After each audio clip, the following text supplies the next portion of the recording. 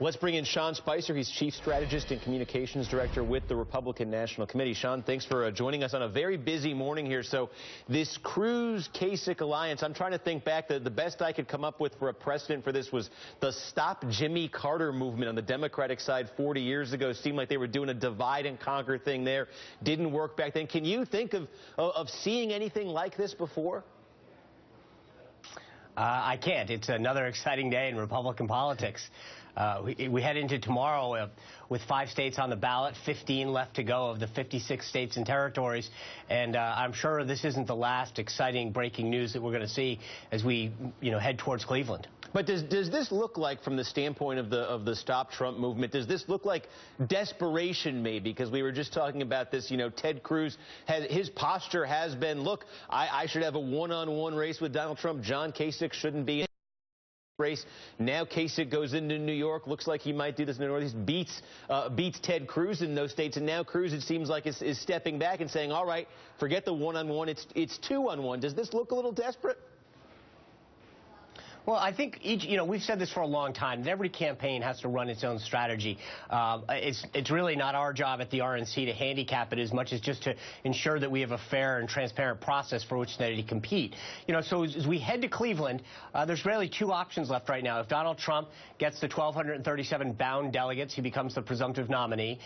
If he falls short of that bound delegate number, then we will head to a contested convention, and it looks like that's what the strategy is of the remaining other 2 candidates. But that's up to them to decide, what alliances are good or what kind of strategy they want to employ heading up to Cleveland. And I get it. You guys are kind of caught in the middle on this. At the same time, so much of the debate, and especially so much of the rhetoric coming from Donald Trump, has been about the process, has been about what he says.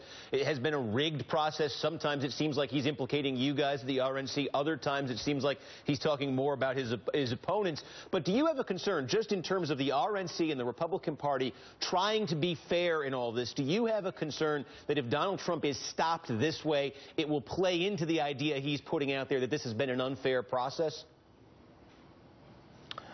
Well, again, it's not, our job is to be as transparent as possible. And I think for those, and I know some of the folks from your network were down covering our meeting in Hollywood, Florida, and I think we did a really good job of ensuring that there was a ton of transparency. Everyone saw the process work.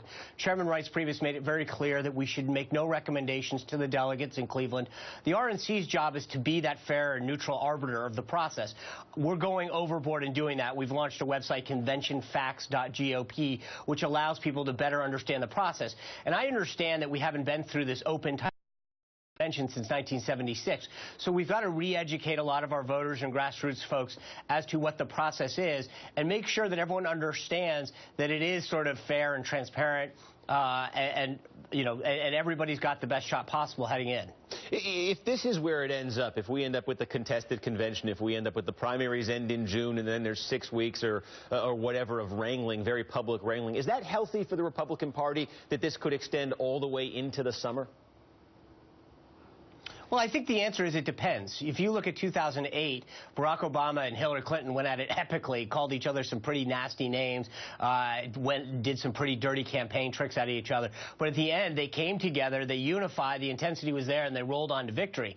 I think when you look at whether it's our debate ratings or the turnout in each of the states, the intensity and enthusiasm has been on the Republican side. If we can go into Cleveland and put on the best convention, which we intend to, and show people Republican principles and solutions that will move this country forward, and walk out united, then I think it is a positive thing. But look, there are 3 people potentially that would head into a contested, or rather open, convention in Cleveland. 2 of them, frankly, aren't going to be happy because by the nature of the system, only one can win. And I think as long as we have a fair process and people can walk out and say, I didn't win, but I was treated fairly and the process worked, then I think we're okay. All right, Sean Spicer with the Republican National Committee. Very busy day in Republican politics. Thanks for the time. I appreciate it. Thanks, Steve. All right, and still to come.